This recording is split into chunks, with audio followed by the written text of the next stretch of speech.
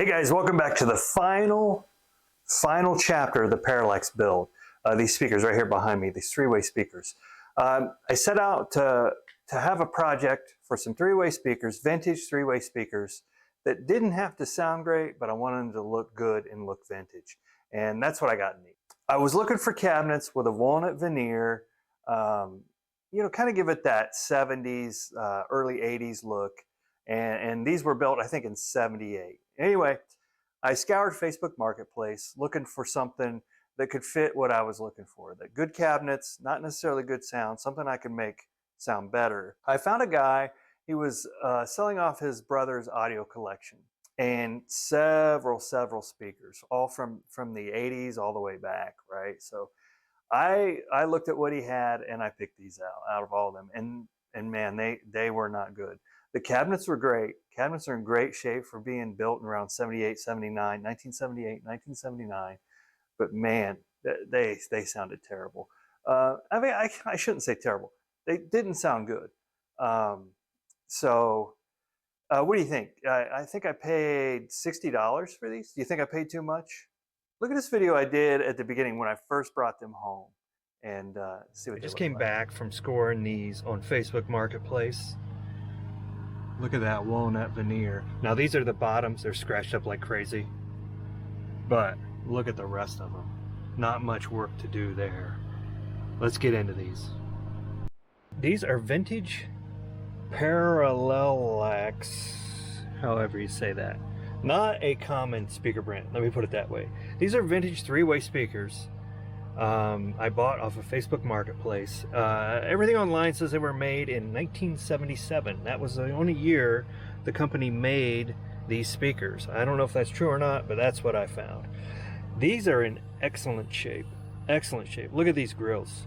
Sure, they need cleaned up a little bit, but man, oh man, these look great. These are going to be perfect for a resto mod project. Let's get into the drivers real quick. And before we get into a deep story on the drivers, let's talk a little bit about how these sound. I did listen to these, and they sound very, very muddy.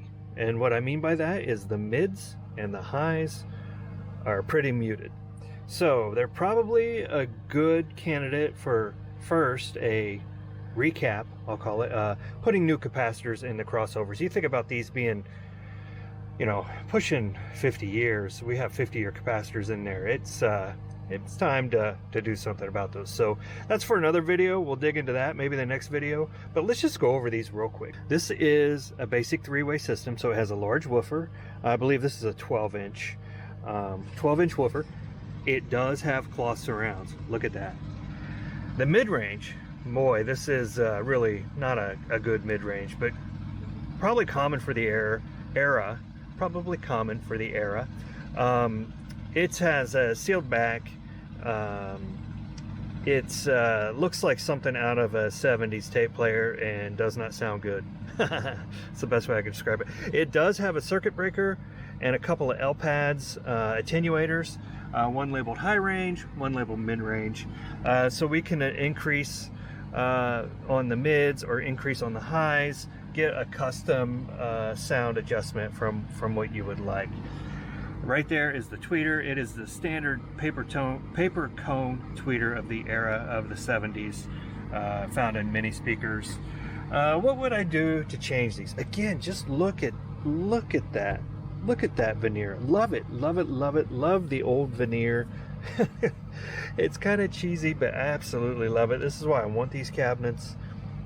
This is did I say this? A cloth surround woofer. So if these are foam, they'd be totally rotted out. We'd be refoaming these woofers or replacing them. I think I'm going to keep the woofers for now. This is an acoustic suspension system, a sealed box. This is not ported. If you look at the back of the other one right here, you can tell there's no ports. There is a screw terminal, vintage screw terminal, no ports on the front, sealed enclosure. That's another reason why I wanted these. I kind of like sealed enclosures. They're different, right? Not as boomy, I'll call it. But yeah, cloth surround woofers. That was another thing, right? So I want to keep the vintage woofer if I can. So far so good. They made noise We may go down the road finding a replacement, but right now, plan keeping those. These mids definitely want to get rid of down the road. I've got some mids in mind for this, but we'll see if everything works out. Tweeters, we're going to experiment with different tweeters in this, I think, and just see how we can make these sound better. Anyway, let me show you one more thing. I have flipped the grills around because I want to show you these grill frames. Look at that. Can you see that? That is real walnut. Isn't that insane? Do you know how expensive that would be to make these now? So, like I said, grills are in great shape. Wow, real walnut. That's a surprise when I pulled them off and looked. But yeah, they everything's in great shape, right? You think about these being almost 50 years old. Almost 50 years old. I shouldn't do this one-handed. I'm probably going to break something. But almost 50 years old. Can I say that again? And look how great shape these are. These are just well cared for. I can appreciate how these were taken care of. It sat in my garage for a few weeks while I decided exactly what I would do. I needed to come up with a plan on what I wanted to do. So the first thing I did is I pulled out my old David Weems. Any of you that grew up around a Radio Shack that are around my age, you probably remember David Weems. He had a lot of books on speaker building back in the day. Such a great experimenter, so much knowledge that this guy developed in the early days of speaker building and experimentation with speakers. I highly recommend you go out, research him. Maybe I'll make a video one day about what I've learned about him. I think I bought this when I was in the 4th or 5th grade at a hardware store. I grew up in a small town, and they had a little tiny section of Radio Shack in there, not like a whole store.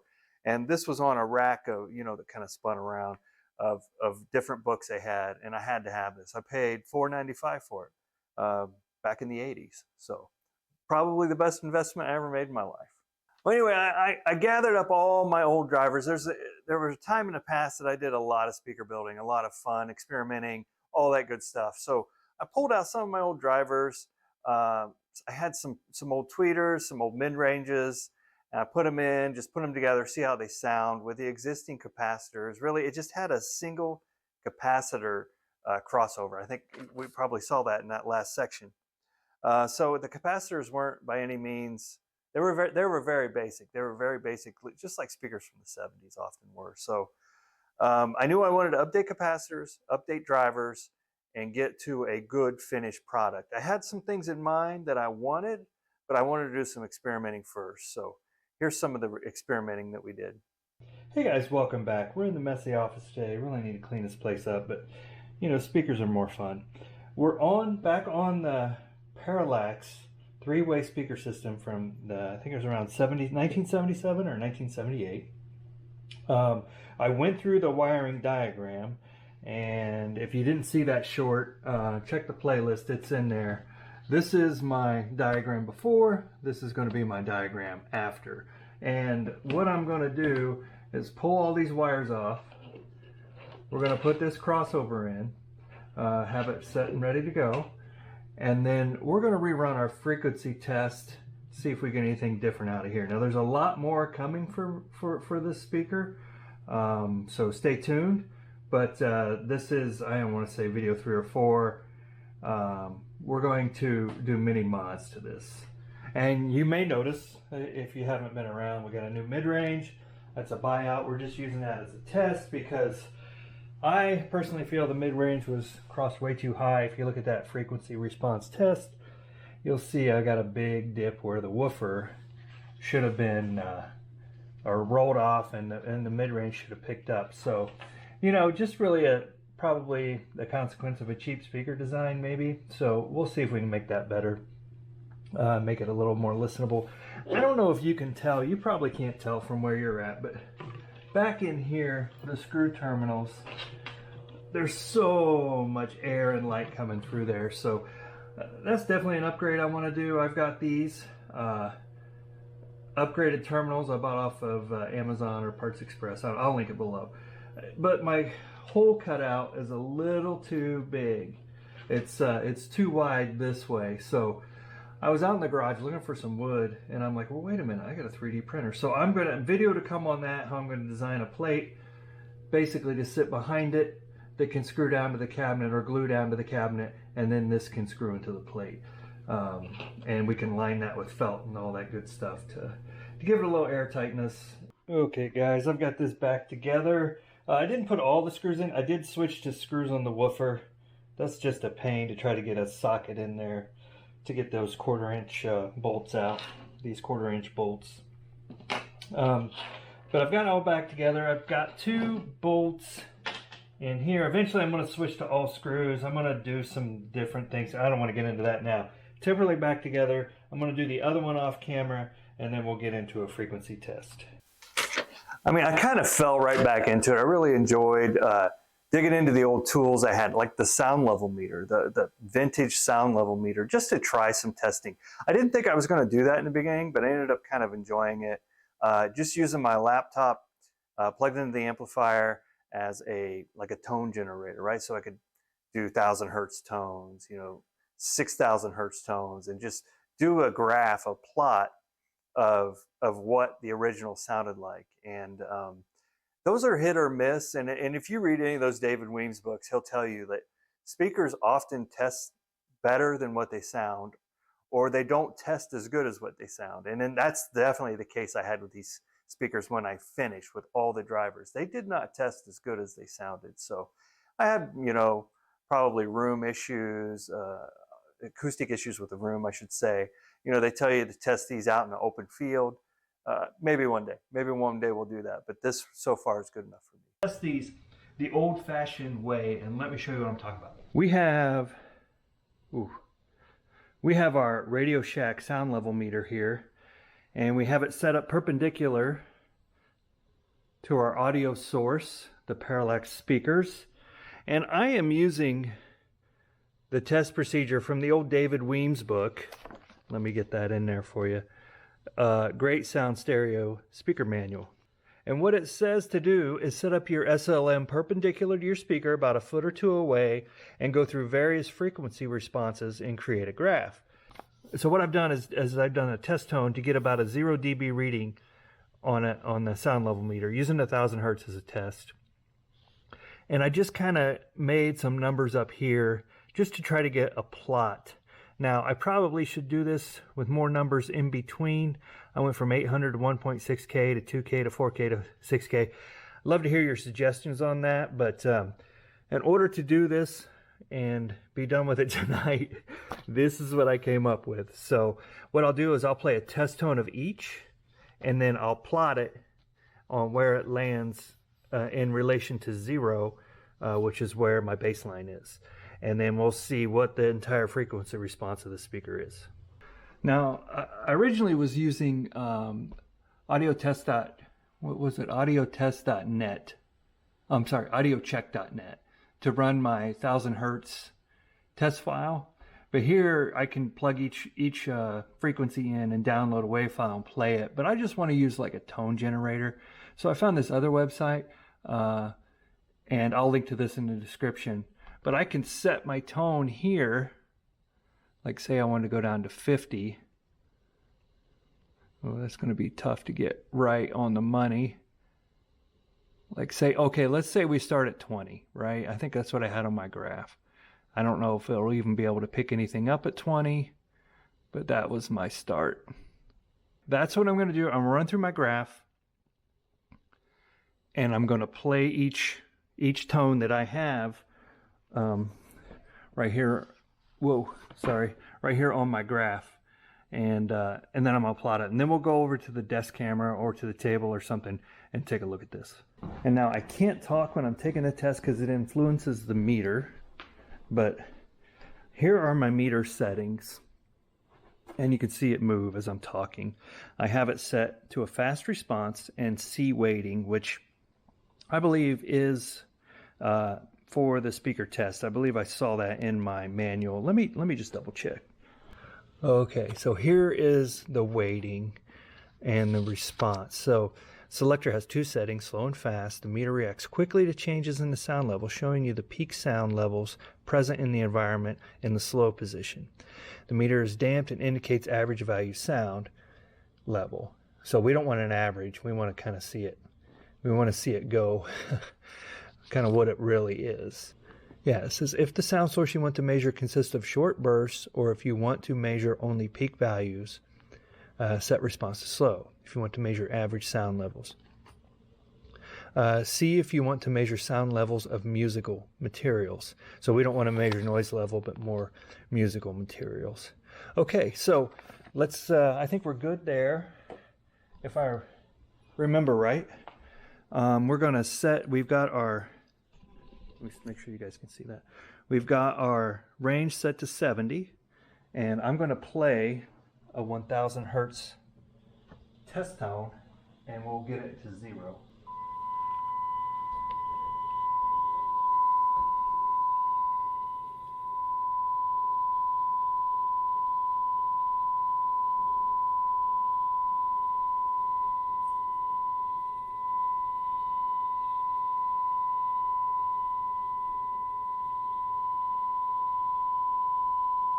All right, that's slightly above 0, so I think we're close. Let me stop this test tone.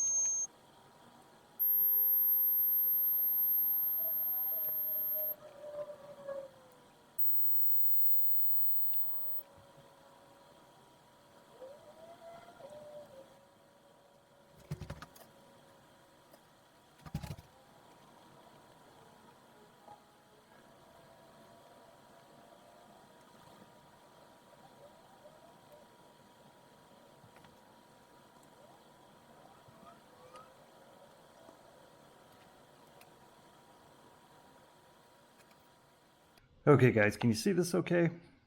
It may be hard to see my writing from here, but here's my 20, 50, 100, 200, 400, 800, 1.6K or 1600, 2000, 4000, 6000, 8000, 10,000, 12,000, 15, and 20. Now I had my sound level meter set to 70 dB. I think it's 70 is the setting. I can't remember the unit of measure on that. And then I adjusted my volume where 1K, which would sit right here between 8 and 1600, was at 0. And you can see, even though this may be the most miserable frequency response graph you've seen ever, it actually at 800 it hit 0. It did well there at producing 800. When I went up to 1600, it dropped to not even readable, right? So I put it at the bottom of my graph. So let's start from the beginning. 20 hertz, I had no reading. 50 hertz, I had no reading. 50 hertz, okay, let me back up. 20 hertz, I could not hear a sound.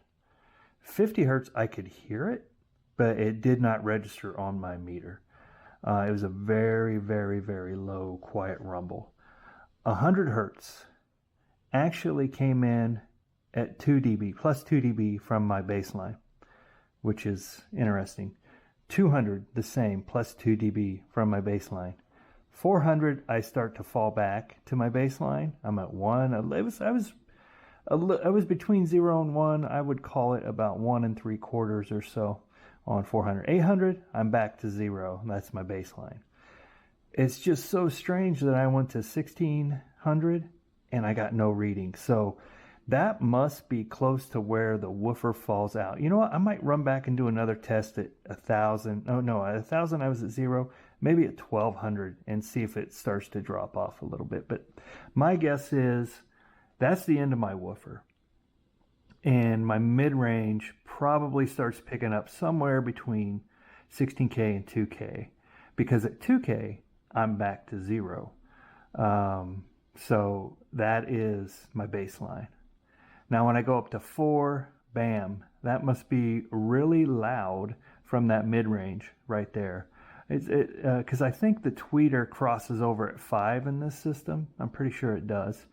The mid-range, I'd have to look again at the sticker. I'll do that in a minute. But 6K, I'm still loud at the top of the chart.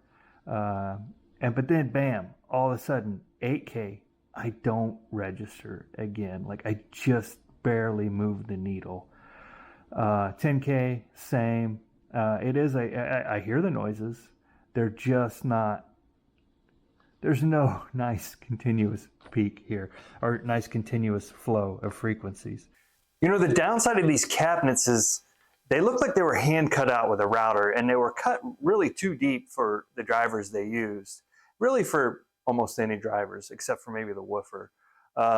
So as I was looking at drivers, I decided to kind of mix in some modern technology with this. So I mixed in some 3D printing to make some bushings. I call them bushings. I don't know what else to call them, to kind of fill in some of that space that they hand routed out. So that was a lot of fun to kind of work in newer technology, make these spacers or bushings to bring those drivers out to the front of the baffle and not have them inset too far and not, number one, not look good, and number two, probably affect the sound as they radiate out from the front of the baffle. So after much experience with the drivers I had on hand, some cheap drivers that I ordered, a couple cheap mid-ranges, just to see what they would sound like, I finally settled on what I wanted these, or what drivers I wanted in these speakers long term. And that is drivers from Parts Express. The Dayton Audio reference mid-range, I think it's a 3-inch dome, maybe a 2-inch dome. I'll have to double check. And then, of course, the Dayton Silk Dome tweeter, which I have used in other projects before, and I just absolutely love the sound of that. And you can see these modern drivers in this system look a little bit out of place without the grill cloths on, but how often am I really going to have the grills off, right? Not often. And you know, some of the downfalls of the Silk Dome tweeter, people say, oh, it collects too much dust, it gets gummed up, all that. But I never look at it, so I just listen to it, and I love the sound of these. And to top it off, I thought about making my own crossover, but by the time I looked through the cost of components and all that, I knew that I wanted to basically go from, cut the tweeter around 5,000 hertz or so, cut the woofer off at just below 1,000. And so I just bought a pre-made crossover from Parts Express, and I'm glad I did. It turned out really well. Now you will notice as you look through these, I kept the original woofer. And the commenters may argue with me on this, but those are cloth surround woofers. And this is an acoustic suspension system, which means it's all sealed, right? So I think that woofer is good enough for the listening experience that I'm looking for. So I'm going to keep it for a while. I mean, yeah, I could update to one of the Dayton woofers down the road, but I think I'm going to sit on this one for a while and listen to it and enjoy it. There's no rot in the woofer at all. Like the cloth surrounds don't rot. They're treated with almost like a paint, I'll call it. It's not really a rubber or anything. It's just, I really don't know how to describe it. You'll just have to look at them and see for yourself. But I settled on that, and I really, really enjoyed the sound of them. And I did some final testing with the newer drivers, and this is what I'm talking about. The test just wasn't showing how good these things sound. Okay guys, I don't know how well you can see that this time, but basically here was my baseline. I did it at 1 this time at 1,000 hertz. Let's just look back to 1, this bottom graph right here. Look at the dip we had between, I'll call it, won't say a dip, but how we're even between 600 and 3K. We're a little bit more all over the place now, but I think what is to be noted here is we have higher responses at the top end. I think David Weems needs to be quoted here, the author of all the speaker books I read as a kid. Speakers don't always test as well as they sound, and I think this is a case in here. These things sound amazing now. Since I put those new silk domes in, and I put those aluminum mid-ranges, and the crossovers, and what I haven't shown yet is the stuffing I put in there that really tamed things down. These things sound amazing now. But again, testing, and maybe something's flawed in my testing, I'm not sure yet. I think probably next is to treat the room, put a couple acoustic panels up, stop some reflections or something, because I'm sure my room is my biggest limitation. Who knows, maybe one day I'll make a video, I take these out into a field and do a test that way in the open air where I won't get the reflections back in my test. We'll see. But this is the last test I'm going to run, because let me tell you guys, I am just enjoying listening to these things. They definitely don't show as good as they sound. They're just kind of loud in some spots, soft in others, according to the test. This woofer is, almost 50 years old or so. So I could understand this. These brand new drivers, that doesn't make sense. That's got to be my room, because, man, they sound good. They sound amazing. Now, what you probably really want to know, yeah, Rick, you're talking these up great, but what do they sound like? And I'm going to do my best to show you what these sound like right here on YouTube, which is not easy. I've downloaded some YouTube music, and we're going to go ahead and we're going to test these. I'm gonna record with my Tascam mic. It's a stereo recorder. Hopefully, it will come out perfect. Now, YouTube will compress these still, so it's not going to be like you're sitting here. Although I do invite you to come and listen to these sometime. Each one of you, just let me know. You can come here, sit in my room, and we'll listen to them. If you love speakers, I think you're going to enjoy it. I'm going to go to my script and tell you what my test songs are going to be. We've got some electronic music, and that one I picked a song called Gustas 2. That's a little bit electronic, kind of a. We'll just play it, see if you like it. I'm going to play some string music. I think this one's called Camargue. You can find these on the YouTube audio library. We're going to play some rock, which is Calle, Calor. It's a hot street. And some classical music, Valiant. And I have another one in there. I'll list all these in the description, so you can go listen to these on your system and see how they sound with you. Now, my tests, like I said, I'm going to set up my recorder. I'm going to go ahead and film through my camera, but I'm going to replace the audio from my recorder during the test. So hopefully we get a little more original sound than just what we're using from our camera mics. So I'm going to play it through my Weem, as you can see right above here. You can see the clock on there. And it's just, right now it's using the Weem DAC analog out to my receiver. It's like I think it's a 90s era Sherwood receiver. It's not a bad receiver. So let's go ahead and get into that test, and you guys can decide for yourself what they sound like. Okay guys, we're getting ready to run the test here on the Parallax. I've got my Tascam recorder set up here so we can pull the audio from this, and I've got my Weem remote here. I'll see if I can show you here. I'm going to select the songs, and my windows are open, so you'll probably pick up some birds and sounds from outside, but I think that's okay. We're going to go ahead and listen to them. Okay, the first one is the electronic music, Me Gustas 2.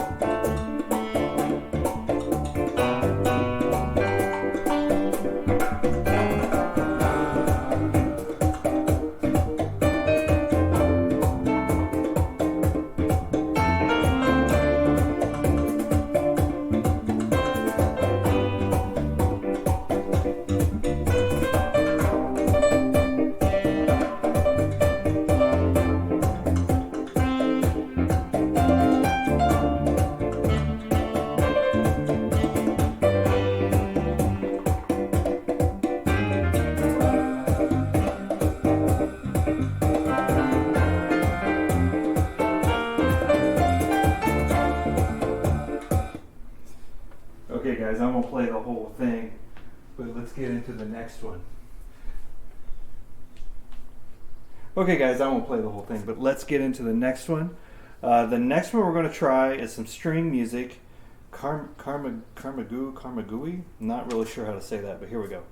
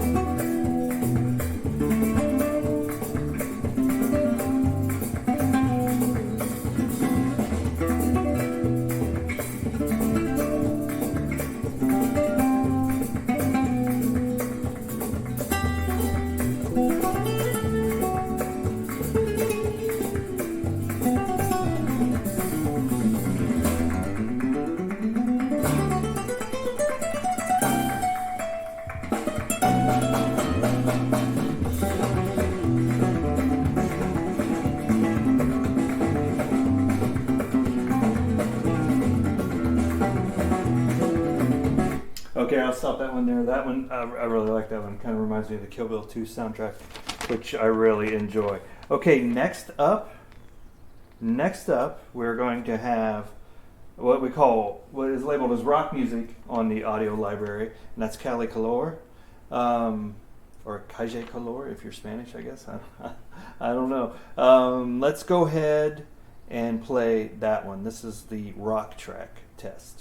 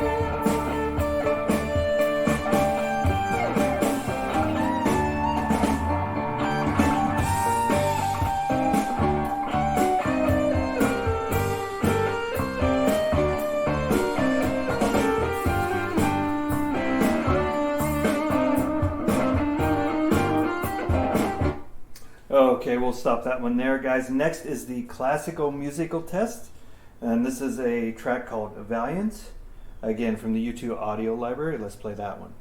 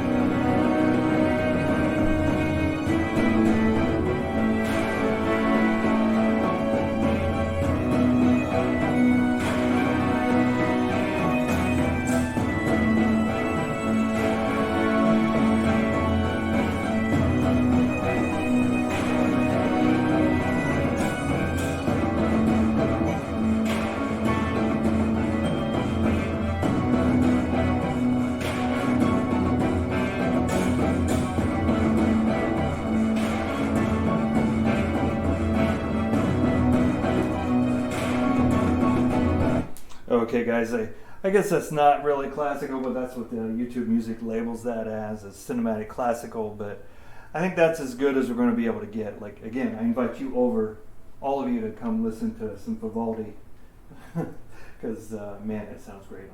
Okay, guys, so what'd you think? Well, leave a comment, let me know down below. I can tell you what I think. It's better than I actually could have ever dreamed of what this would sound like. I have listened to these things so much, with so much music. I wish I could play you some Vivaldi. I wish I could play you some Nickel Creek.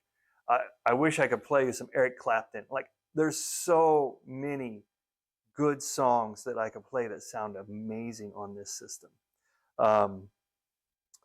Unfortunately, with the licensing on YouTube, I just can't do it. So let me know what you guys think. Leave a comment below. I mean, for about $200 total that I spent on drivers, crossovers, all the sealing of the cabinet, the new banana plugs on the back that needed sealed up. This thing was just, it was a leaky mess from the factory, the way they came. And I think I got everything buttoned up pretty good. One of the tricks I used that I don't think I ever put in a video was the stuffing for the system. Since it's acoustic suspension, you know, I put some stuffing in there to change the sound a little bit. The bag of stuffing was really expensive when I went to the store and buy it. So I went to Goodwill. I bought some couch pillows, like kind of like that. And I ripped them open and I used the stuffing from the pillow. So not only does it have stuffing in it, it probably has slobber coated stuffing in it, which I think makes them sound even better. So anyway, guys, that's one thing I never videoed on one of my on where and how I stuff those using a thrift store pillow. We made 3D printed speaker stand. I thought about building a little sturdier stand, kind of like the JBL L100s. Everybody puts the stands they have for those, that everybody uses for those. But I didn't really, I don't know, I didn't really want that. And I think what I have here is good enough.